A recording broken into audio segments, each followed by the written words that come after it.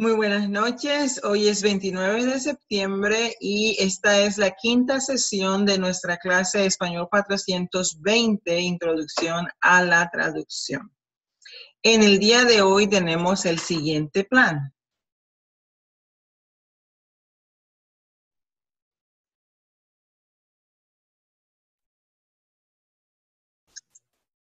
En primer lugar, vamos a trabajar con nuestra Faith Integration, ¿sí? Nuestro devocional.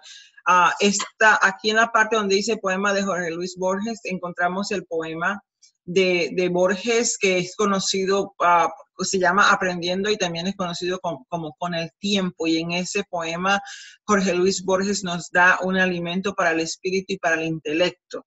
Así que en la parte del devocional simplemente vamos a escuchar y a reflexionar sobre esto.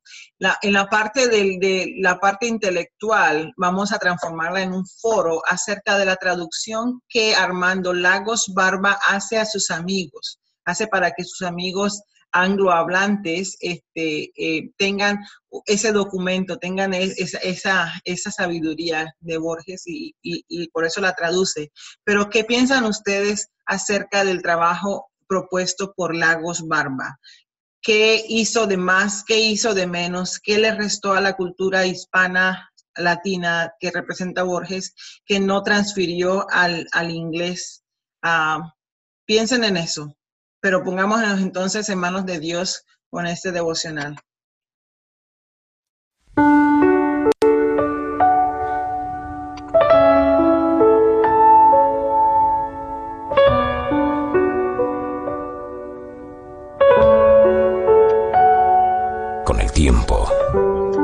Con el tiempo aprendes que estar con alguien porque te ofrece un buen futuro significa que tarde o temprano querrás volver a tu pasado. Con el tiempo te das cuenta que casarse solo porque te estás quedando es una clara advertencia de que tu matrimonio será un fracaso. Con el tiempo comprendes que solo quien es capaz de amarte con tus defectos, sin pretender cambiarte, puede brindarte toda la felicidad que deseas. Con el tiempo te das cuenta de que si estás al lado de esa persona solo por acompañar tu soledad, irremediablemente acabarás deseando no volver a verla. Con el tiempo te das cuenta que los amigos verdaderos valen mucho más que cualquier cantidad de dinero. Con el tiempo, entiendes que los verdaderos amigos son contados y que el que no lucha por ellos tarde o temprano se verá rodeado solo de amistades falsas. Con el tiempo, aprendes que las palabras dichas en un momento de ira pueden seguir lastimando a quien heriste durante toda la vida. Con el tiempo aprendes que disculpar cualquiera lo hace, pero perdonar es solo de almas grandes. Con el tiempo aprendes que si has herido a un amigo duramente, muy probablemente la amistad jamás volverá a ser igual. Con el tiempo, te das cuenta de que cada experiencia vivida con cada persona es irrepetible. Con el tiempo, te das cuenta de que el que humilla o desprecia a un ser humano, tarde o temprano sufrirá las mismas humillaciones o desprecios multiplicados. Con el tiempo, aprendes a construir todos tus caminos en el hoy, porque el terreno del mañana es demasiado incierto para hacer planes. Con el tiempo, comprendes que apresurar las cosas o forzarlas a que pasen ocasionará que al final no sea como esperabas. Con el tiempo, te das cuenta de que en realidad lo mejor no era el futuro, sino el momento que estabas viviendo justo en ese instante. Con el tiempo, aprenderás que intentar perdonar o pedir perdón, decir que amas, decir que extrañas, decir que necesitas, decir que quieres ser amigo, ante una tumba, ya no tiene ningún sentido. Pero desafortunadamente, solo con el tiempo, y como hoy es tiempo, te mando muchísimos saludos para los que ya no estamos juntos, por todos los momentos buenos y malos que nos tocó vivir. Y a todos con los que ahora estoy pasando momentos geniales. Gracias por estar y por ser. Y recuerda estas palabras: el hombre se hace viejo muy pronto y sabio demasiado tarde, justamente cuando ya no hay tiempo.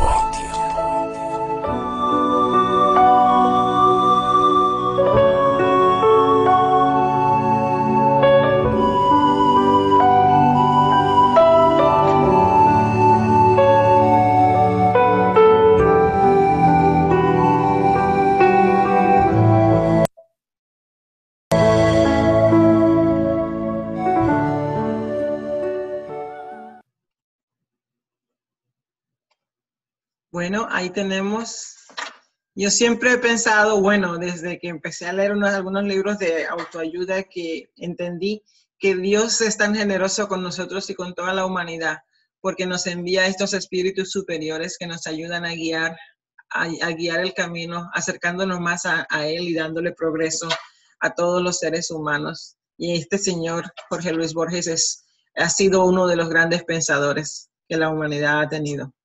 Entonces ahora en el foro, chicos, y que Dios nos bendiga a través de toda su creación.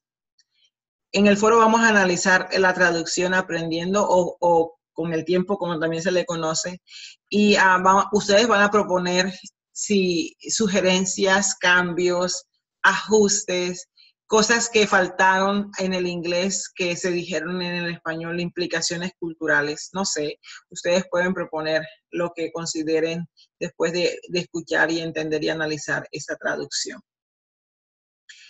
Bueno, la segunda parte de la sesión de hoy van a ser los chismecitos y los cognados. Voy a comenzar con los cognados y luego voy a seguir con los chismecitos. Entonces, denme un segundito aquí para hacer un new share.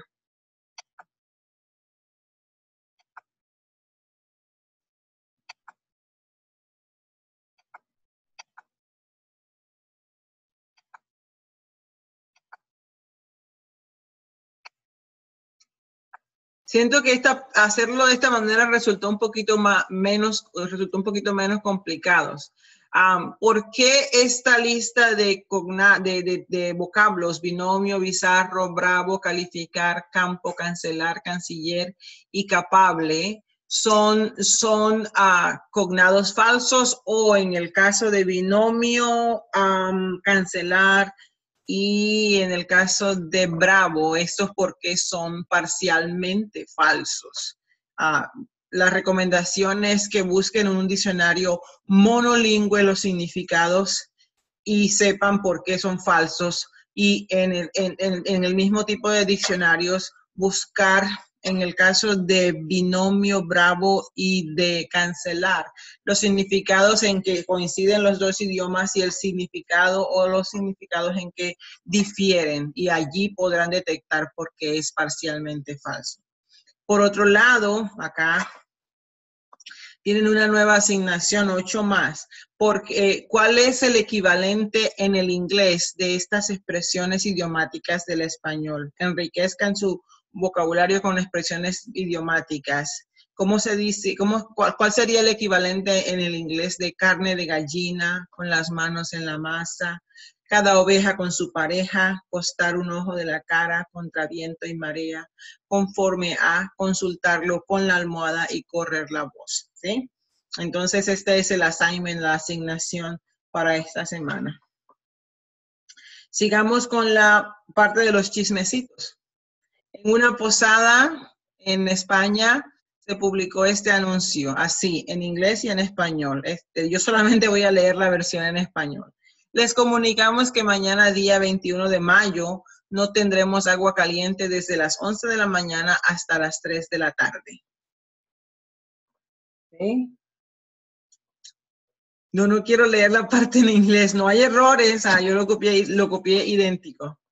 Miren si es una traducción literal, una traducción palabra por palabra, y cómo está afectando esto, el mensaje en el inglés, ¿sí?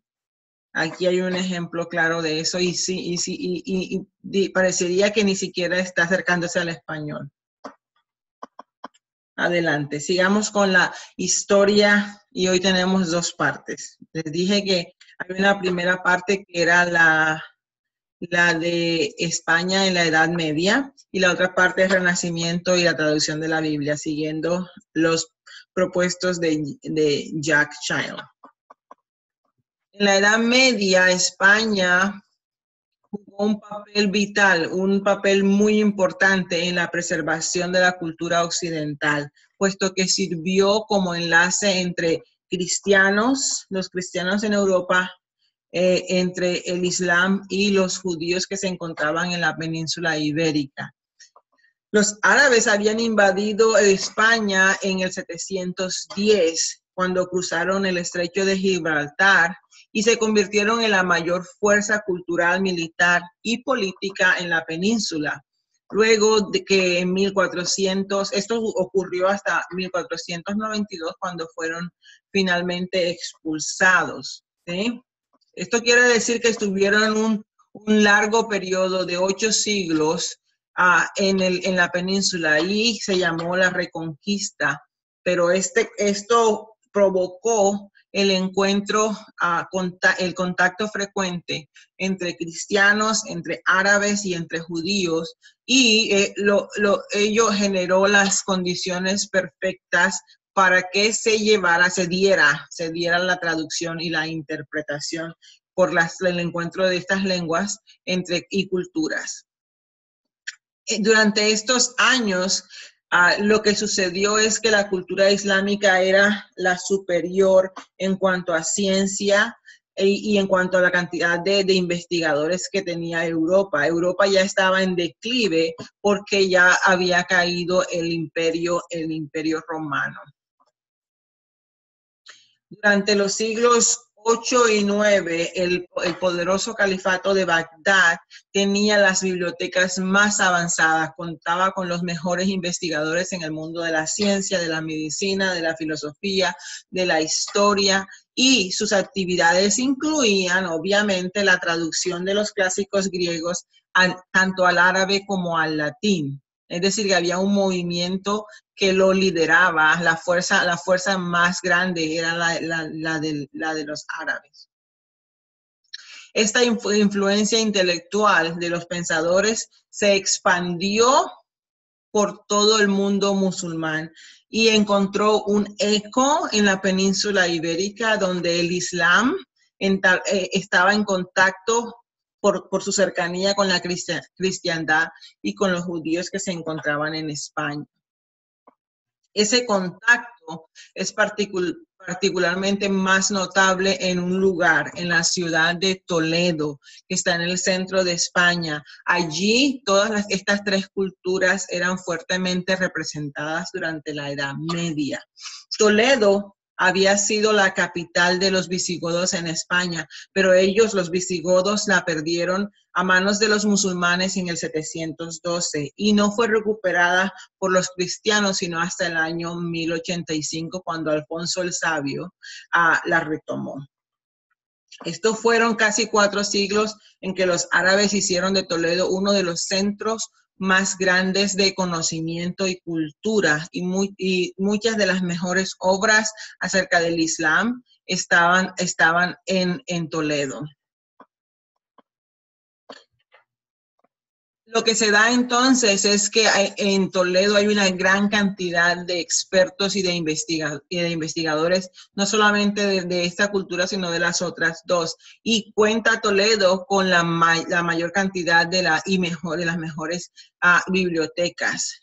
Lastimosamente todo esto se perdió cuando se hizo España, cuando la Iglesia Católica y los españoles la retomaron, ¿sí?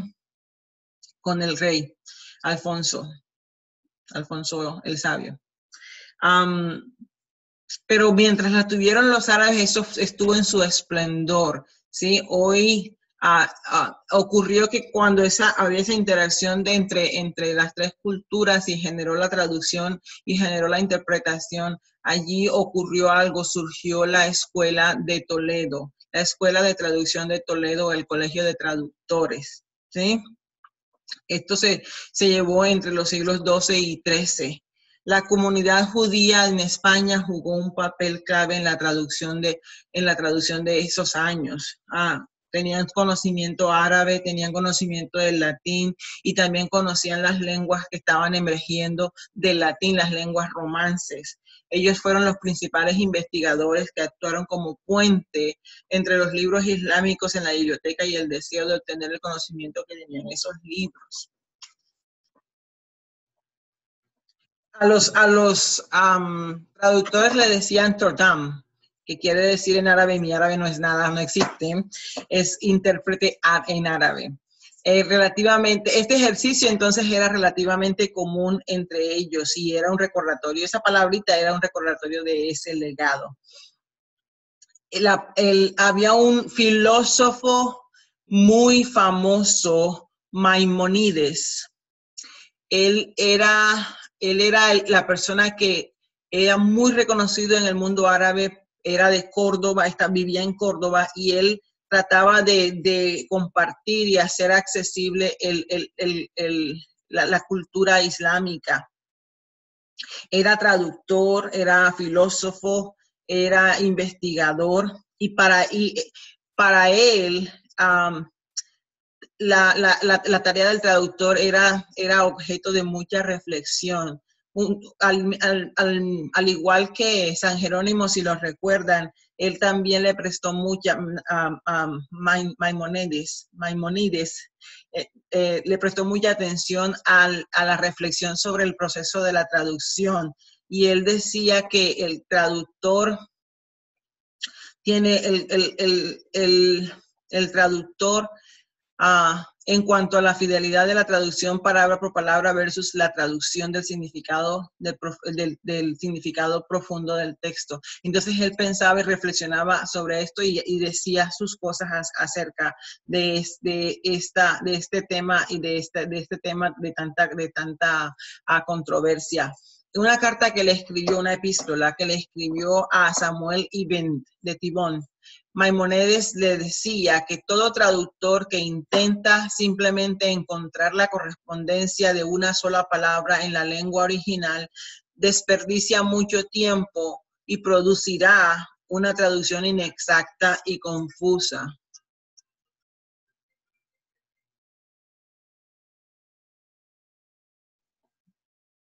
Perdón.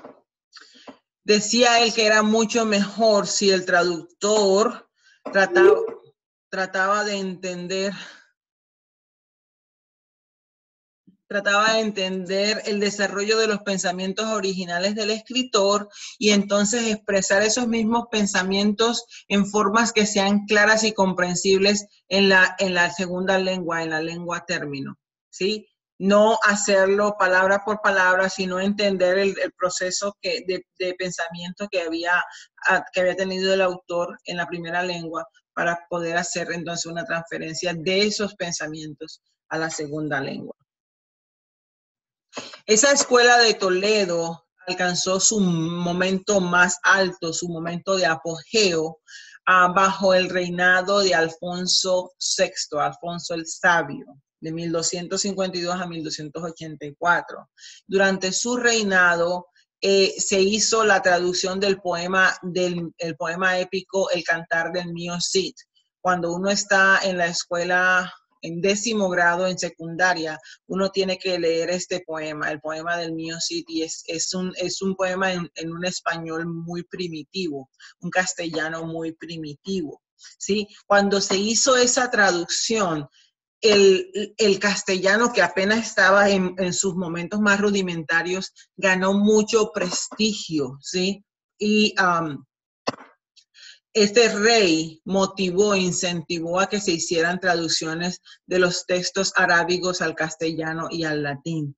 El mismo rey tomó parte en esa empresa porque este hombre, ese apodo del sabio, lo tiene por todo su ejercicio intelectual. Él era un experto en lexicografía y él estudiaba, buscaba las maneras en cómo acuñar palabras al castellano, palabras que venían de los textos islámicos. Entonces, este hombre era realmente un intelectual. Se ganó su apodo de El Sabio gracias a sus ejercicios intelectuales. Ese interés en los aspectos intelectuales de las traducciones en torno a la Escuela de Toledo los llevó a que hicieran una cantidad de archivo en donde se detallaban los procedimientos por medio de los cuales se ejecutaban las traducciones.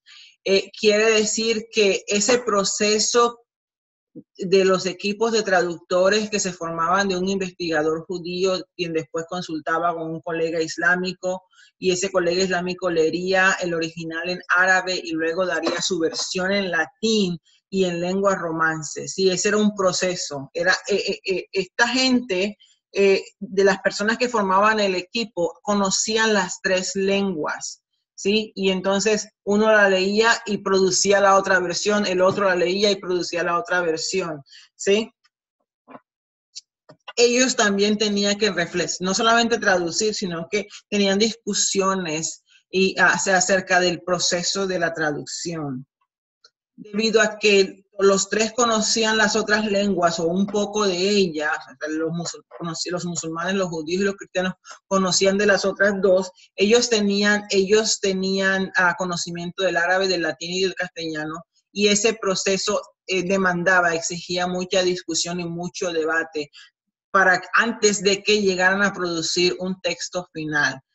Cuando surgían dudas, ellos las resolvían después de esas discusiones o después de consultar con otros traductores o después de consultar con los materiales que se encontraban en las bibliotecas o después de consultarlo con el mismo rey, ¿sí?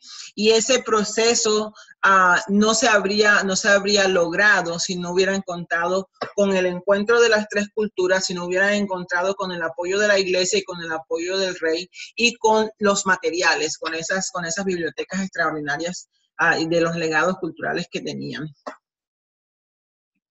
En la segunda parte de la historia de hoy tenemos el recuento de la historia de la traducción en el Renacimiento y la traducción de la Biblia, ¿sí? Y aquí empezamos, ¿sí?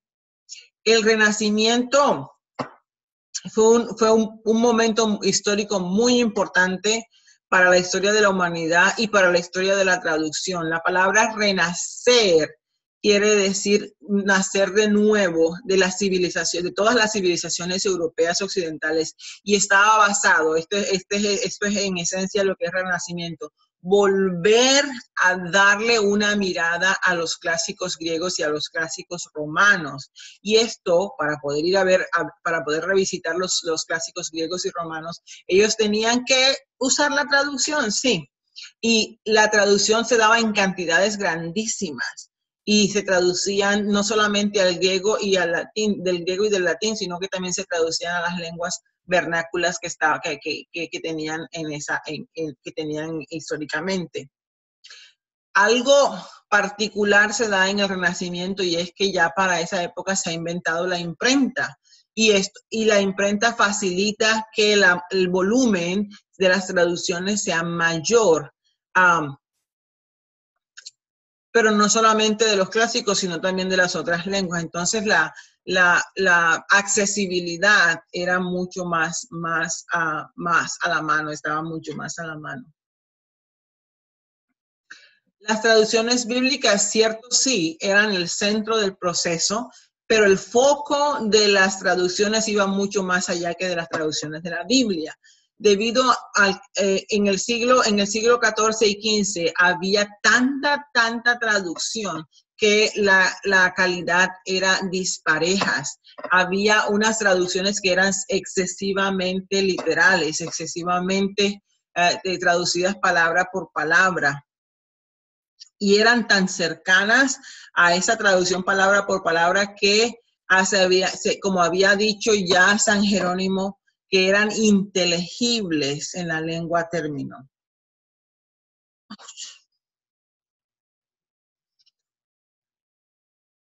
Aquí.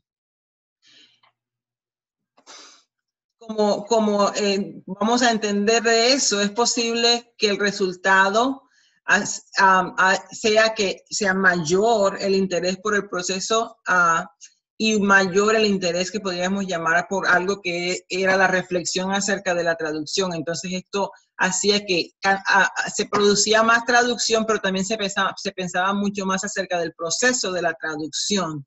Y ese interés en el proceso de la teoría de la traducción se daba porque en los prefacios de las obras traducidas, los traductores ponían sus reflexiones acerca del proceso. Por allí se empieza a hacer un compendio de la historia de la teoría de la traducción, porque la documentación está dada en esos prefacios que eran bien extensos. Una declaración muy típica acerca de los principios de la traducción fue presentada por un humanista francés y traductor, Etienne Dolet, ¿sí? Este hombre fue juzgado por herejía, fue torturado y fue estrangulado, y su cuerpo y sus libros fueron quemados en la hoguera. El pecado de este hombre supuestamente fue que tradujo mal uno de los diálogos de Platón hasta el punto de desestimar la creencia de la inmortalidad del hombre. Eso le costó la cabeza. Dolet tenía 5 principios acerca de la traducción. En breve declaración, cómo traducir bien de una lengua a otra, que publicó en 1540. Estos son los 5 presupuestos de él.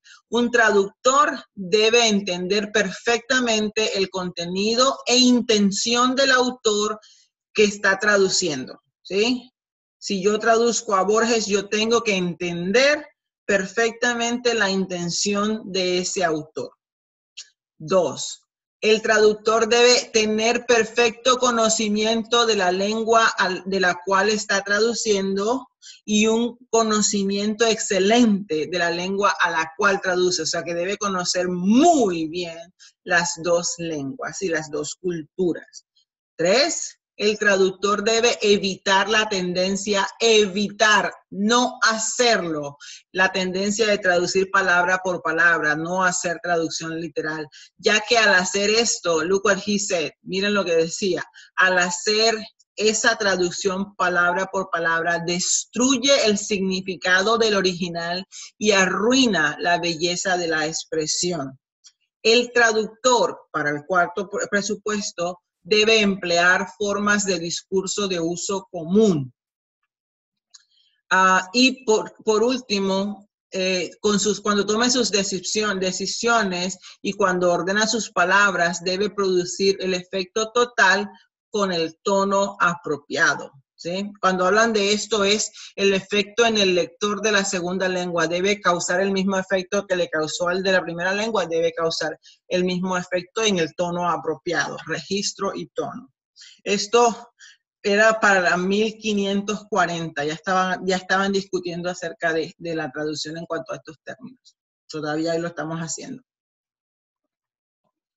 El Renacimiento, en los aspectos, cuando estamos hablando de la traducción de la Biblia, durante el Renacimiento, había aspectos que decían, bueno, había la gran necesidad de traducir la Biblia, porque se decía que la Biblia debía ser traducida para que las personas la tuvieran en su lengua.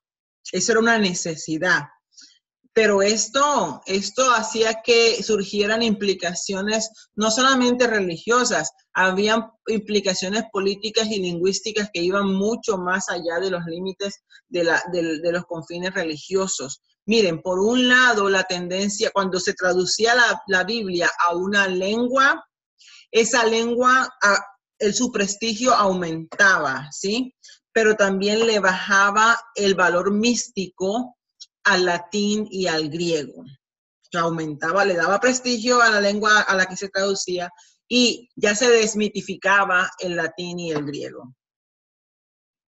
Cuando hablamos de la perspectiva política, traducir la Biblia a la lengua del pueblo hacía que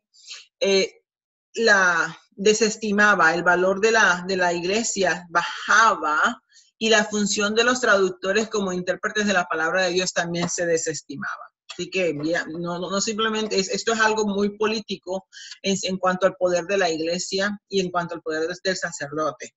Otra cosa es que la traducción de la Biblia estaba íntimamente ligada con la Reforma Protestante, la cual se ha descrito como la batalla de los traductores con carrera y frecuentemente con vidas que dependían de un hilo. Sus vidas dependían de un hilo porque podría ser que su traducción fuera vista como una herejía. ¡Pum! Condenados a la hoguera o a la horca.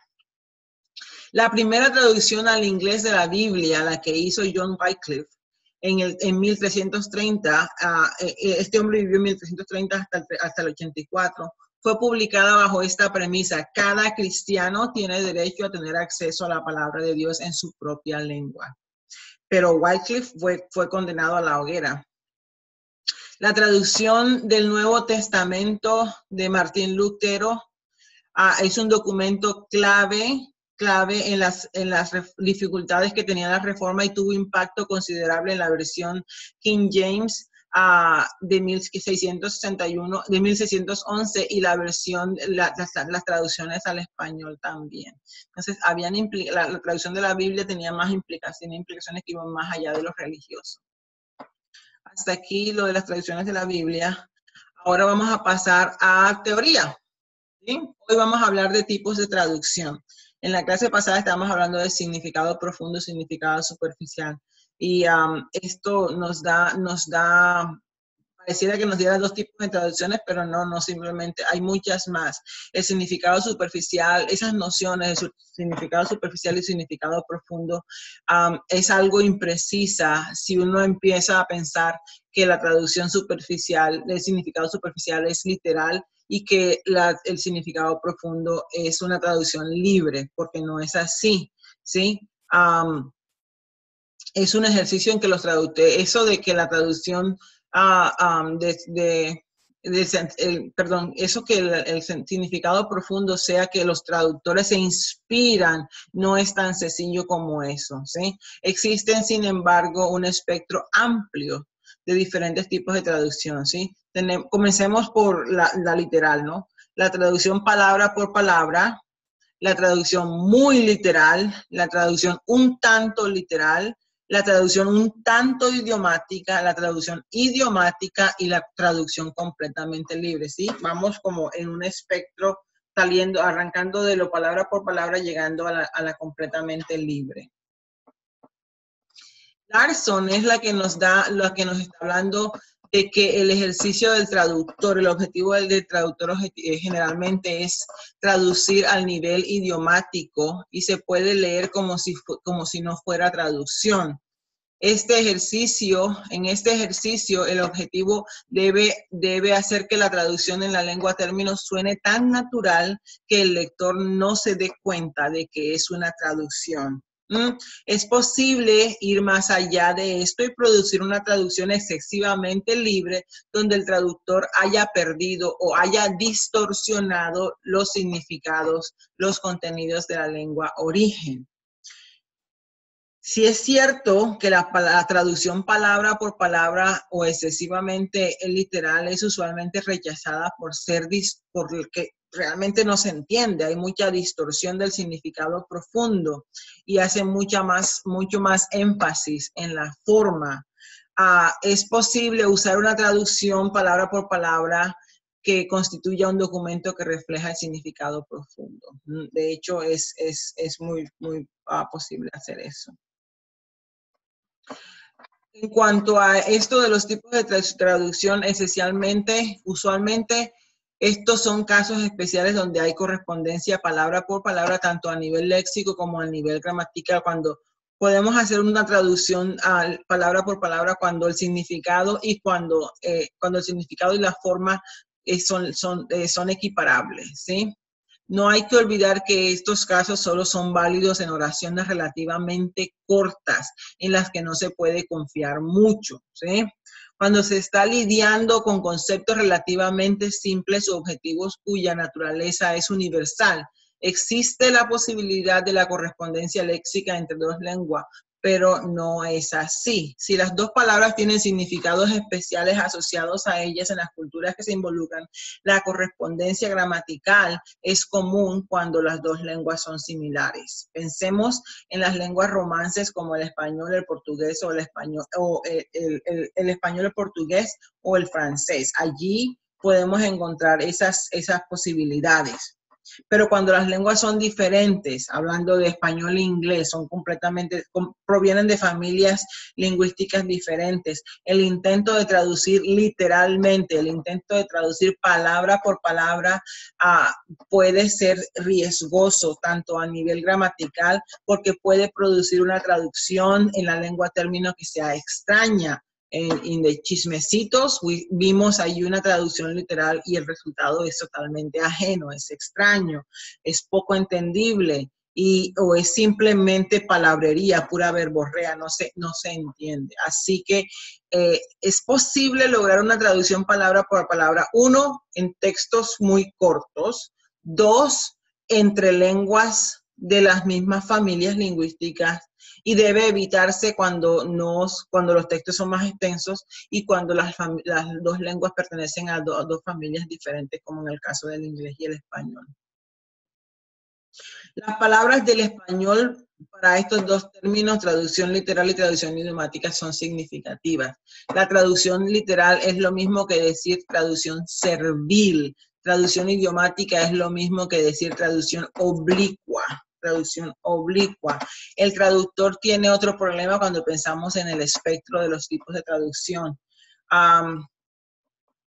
Y este problema es decidir si hacer su traducción tan agradable y bella en la lengua término, muy idiomática, que empiece a perder la fidelidad con el significado profundo de la lengua origen. Cuando el traductor ya empieza a crear su propio texto y se aleja del texto original.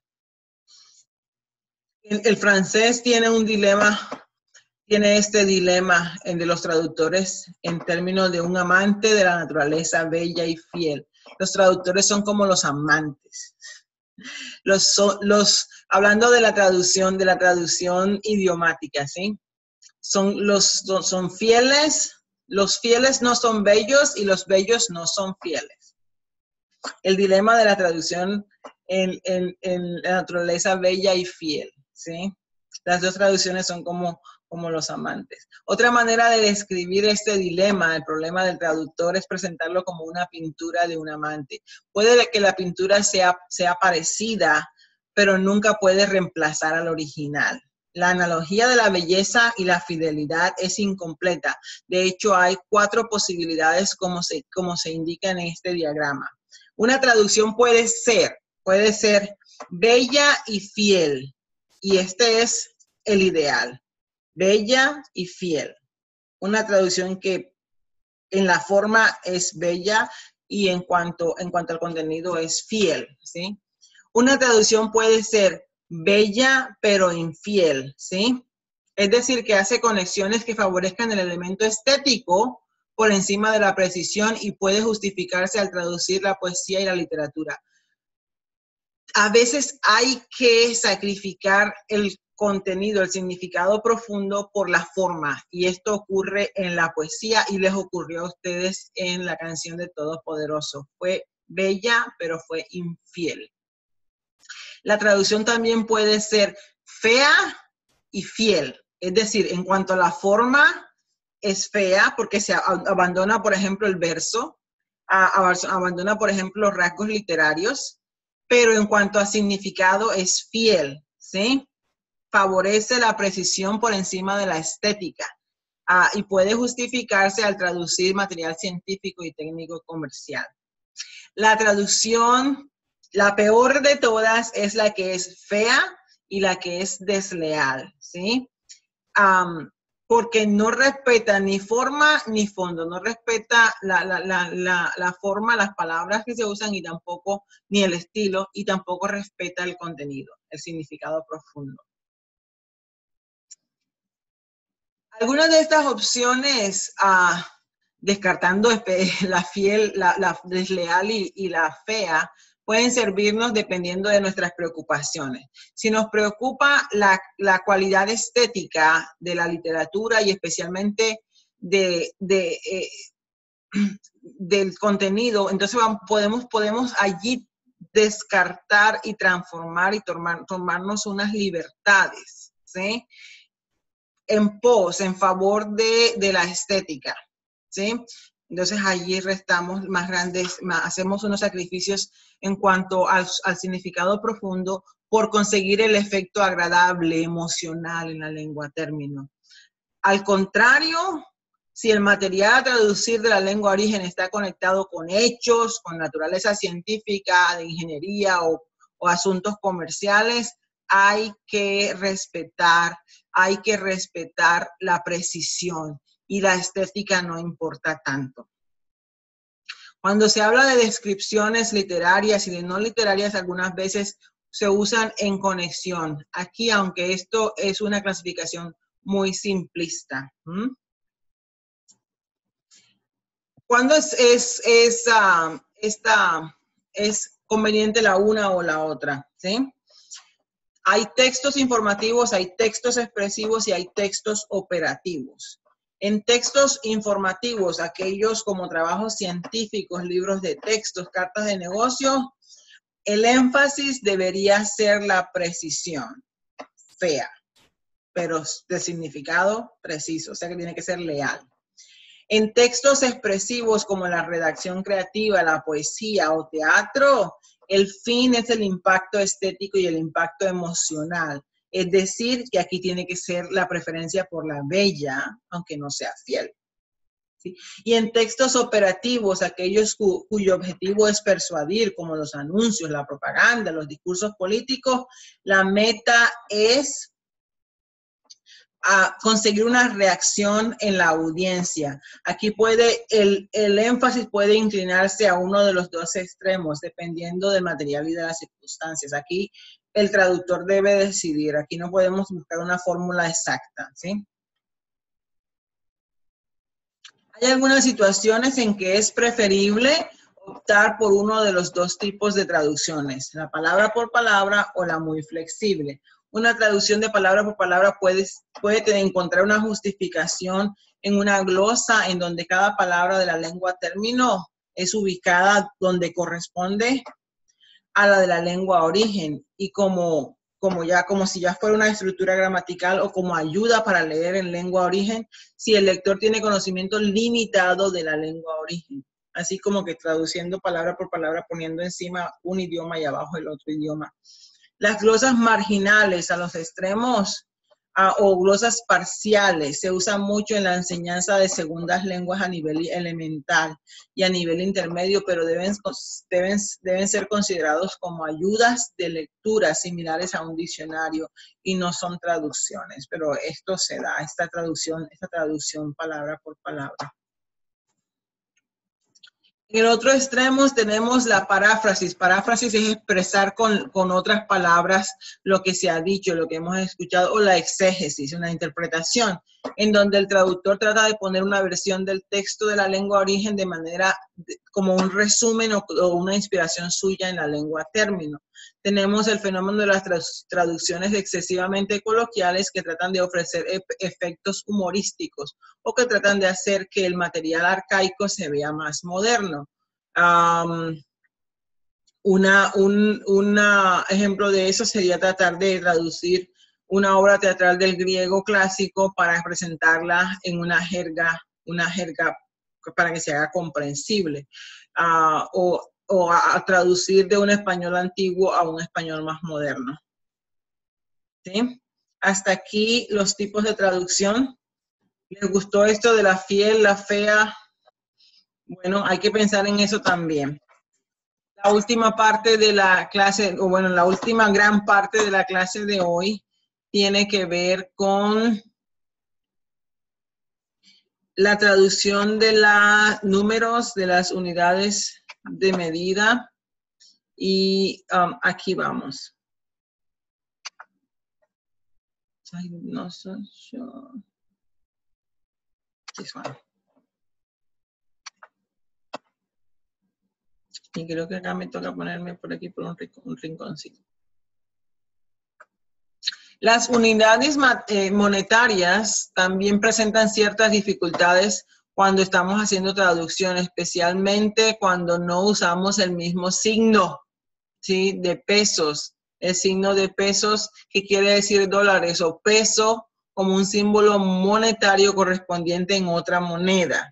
Cuando hay posibilidades de llegar a confundirse, si uno encuentra que hay espacio para confusión, entonces lo que se hará en la lengua origen, la del escritor, es la que ayude a especificar y a aclarar, para lo cual serán usadas una serie de anotaciones estándares como US y el signo pesos, o la abreviación de moneda nacional MN y el signo pesos, para que se haga claridad en que esto se refiere a la moneda nacional, porque no se usa la misma. O sea, cuando decimos US, y ponemos US y el signo peso, estamos hablando del dólar, pero cuando ponemos MN, estamos hablando de la moneda nacional.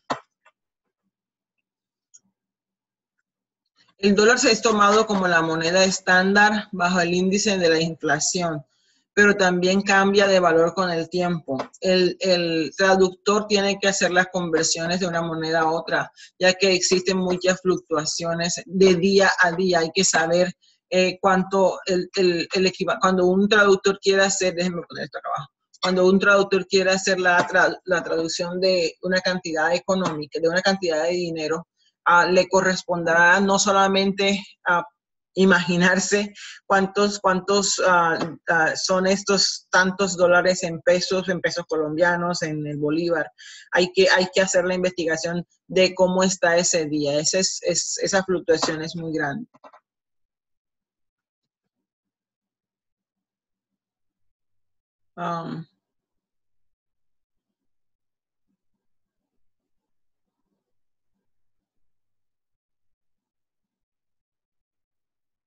¿Problemas técnicos otra vez? Un segundito.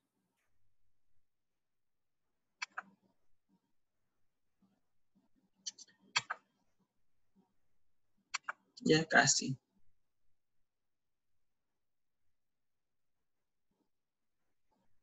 En cuanto a números, esta mañana estaba enseñando los números grandes en la clase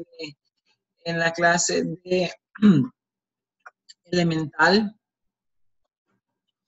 y se quedaron atónitos cuando vieron algo que les voy a decir a ustedes. Hay unos cuantos detalles idiosincráticos entre el inglés y el español cuando se trata de números, ¿sí? Y hay que tener eso en cuenta. Primero, las comas y los puntos, ¿sí? El inglés utiliza comas para los números y el español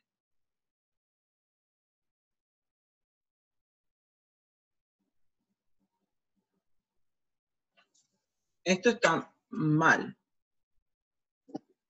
Aquí arriba, en los números, no está bien. Los números decimales, el inglés usa el punto y el español usa la coma.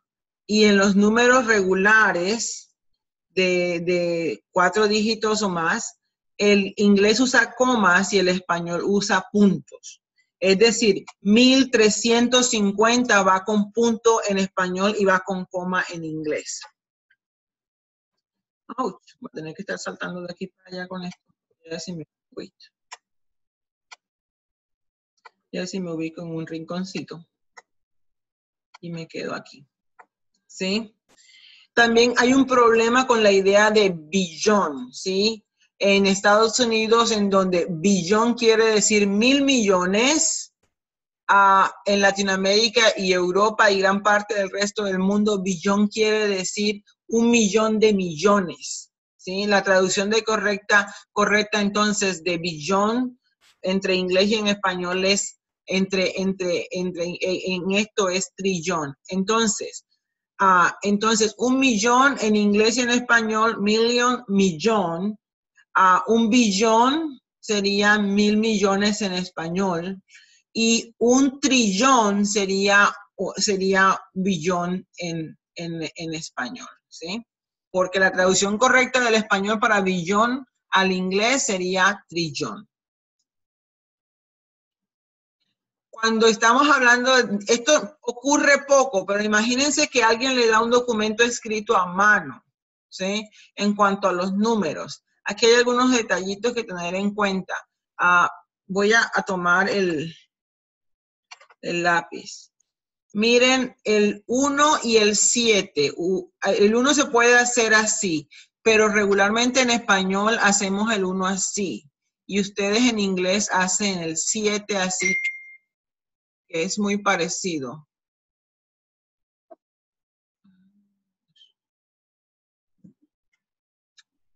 En español se utiliza esta rayita abajo para diferenciarlo, pero el 7 del español es este, se hace así. Entonces, el riesgo que hay es a creer que este 1 sea un 7 y no es un 7, es un 1, porque el número más, la manera más frecuente de escribir el 7 es esta, el 7, así con la rayita en la mitad, ¿sí?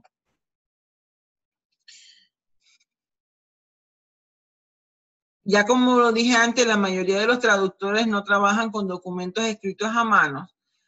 Y los números tanto en inglés como en español en el computador son iguales. Entonces, esto no ocurre normalmente, pero si ustedes se encuentran con que hay, por ejemplo, un formulario que alguien, 1970, mi año de nacimiento, yo escribo el 7, yo escribiría esto, 1900, y entonces escribo 70. Yo no escribo esto, o esto, ¿sí? No sé, esto es lo que hacemos. Vamos. En cuanto a las medidas, Estados Unidos es uno de los pocos países que no se ha ajustado al sistema métrico de medidas y esto puede causar dificultades, ¿sí?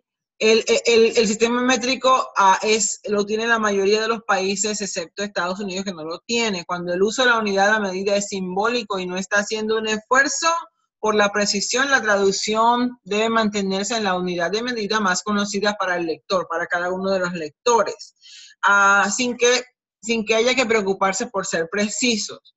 Por ejemplo, aquí en estas oraciones, he was miles from home, ¿sí? En español no se utiliza millas, entonces no se podría decir estaba a millas de su hogar. El sistema métrico en español es el sistema métrico, el sistema de medidas que se usa en español es el métrico. Entonces, el kilómetro es lo que equivale a la milla, es lo más cercano, entonces eso es lo que se usa. He drank many quarters of wine, ¿sí? Tomó muchos litros de vino, muchas botellas de vino, ¿sí? Entonces, ahí no se va a decir quarter, todavía se va a usar el sistema métrico, el sistema en cuanto a medidas. Hay otros casos, eso fue en cuanto a cuando no hay necesidad de ser precisos, pero hay casos en donde sí hay que ser precisos, porque en el ámbito técnico, en el ámbito comercial, en el ámbito legal, y las traducciones deben también ser así de precisas. Y allí el traductor tiene un dilema. ¿Se dejan las medidas correspondientes en la lengua original o esto puede aparecer como extraño e incomprensible al lector en la lengua término? Entonces hay que tener cuidado con esto. La conversión matemática precisa puede de igual manera sonar extraña y termina resultando en una imagen de precisión que nunca estuvo en la cabeza del autor de la lengua original. El traductor debe guiarse por la intención del escritor de la lengua origen y las necesidades del lector en la lengua término. Pero estos dos factores pueden ofrecer dificultad a la hora de determinarlo. Puede ser que sea difícil de alcanzar ese objetivo. En un análisis final, usualmente lo que ayuda es la decisión personal y profesional que tome el traductor, y esa la toma basándose en la información que tenga a su disposición. Este es un ejemplo que nos ayuda a ilustrar el problema. El texto original en inglés dice, he was 2 inches short of the goal, ¿sí? En la traducción en español, sin conversión, que no sea precisa, le faltaban 2 pulgadas para la meta, ¿sí? Imprecisa, le faltaban 5 centímetros para la meta. Precisa, le faltaban 5.08 centímetros para la meta. El autor en la lengua original no se refería a la medida exacta, así que en esto, si es impreciso en la lengua original, bueno, también ese mismo efecto debe causarse en la lengua meta. Monedas, en cuanto a las unidades monetarias, ¿sí? Bueno, yo creo que ya esto lo mencioné, comencé por la parte final, ¿sí? Comencé por la parte final, sí. Ya les dije lo de las conversiones. La última parte de hoy que quería compartirles era sobre las fechas. Aquí está. Tengo que hacer esto 2 veces. Primero tengo que ponerla.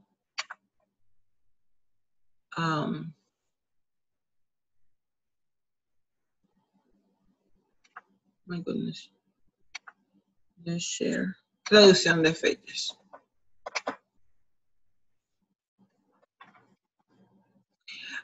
Bueno, tengamos cuidado con esto de la traducción de las fechas, ¿sí? Y es delicado porque puede cambiarle la fecha de nacimiento a una persona. El inglés tiene dos formas estandarizadas de escribir las fechas, ¿sí? Regularmente la más conocida presenta el mes con mayúscula inicial. Bueno, los meses, los días en inglés tienen mayúsculas, en español no tienen. Ustedes saben eso ya, eso lo saben desde el elemental. El día del mes en números ordinales y el año, ¿sí? Ese es el orden. Mes, día, año. Mes, día, año. Entre los militares y otros departamentos de gobierno, la forma estandarizada es el día del mes, números cardinales y el mes. Y luego el año. En español, esto se hace de la siguiente manera. El día del mes en números cardinales, la preposición de, seguido del mes, siempre se viola casi siempre la preposición de y luego el año. 6 de mayo de 1968, ¿sí? 6 de mayo, día, mes, año. Si la fecha se escribe con letras en un documento legal, en cualquiera de las dos lenguas se debe hacer lo mismo en la lengua término. ¿Sí? Si se escribe en letras, se debe hacer en letras. Si se escribe en números, se debe hacer en números. ¿Sí? ¿Cuál es el objetivo de esto? Evitar cualquier tipo de falsificación. I missed something. I feel that I started in the wrong position. Okay. I'm going backwards now, ¿sí? Vamos con el orden. Ya dijimos que el orden en inglés es mes, día, año. En español es día, mes, año, ¿sí? Día, mes, año. Mira, cuando yo llegué a este país, yo dije que yo decía 05, 01, 70. 05 porque es el día que nací, el mes, enero y el año 70. Y las personas entendían que yo había nacido en mayo primero, ¿sí? Pero yo no sabía que aquí se usaba un sistema diferente. Esto puede llevarlos a confusión, especialmente cuando están ayudando a traducir a personas a llenar documentos. Esto hay que explicárselo porque no saben que aquí se hace de una diferente manera y es bueno que ustedes lo sepan, ¿sí? ¿Qué se hace? ¿Qué se hace? Bueno, se escribe la fecha con el mes en palabras o se utilizan los números romanos también. Mírenlo aquí está. 12, la fecha es 12 de abril, ¿sí? Aquí lo tenemos en inglés. En inglés sería, en números con barras, sería 4, 12, 38. Abril es el mes 4, el día 12 y el 38 es el año 1938.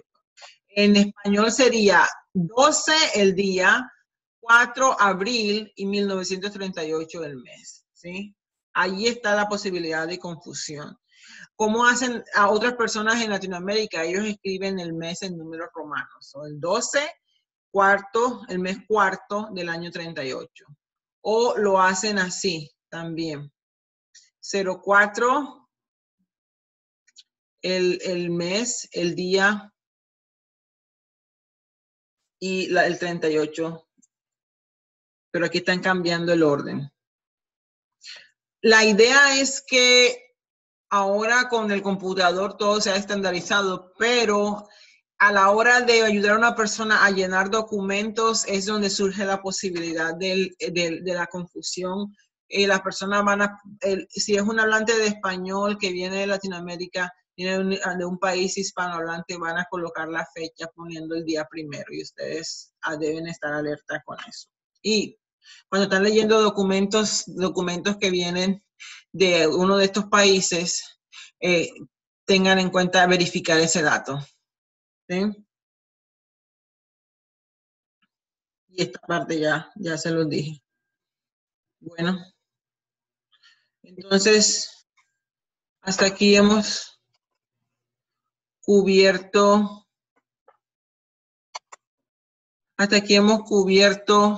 los temas que teníamos para hoy.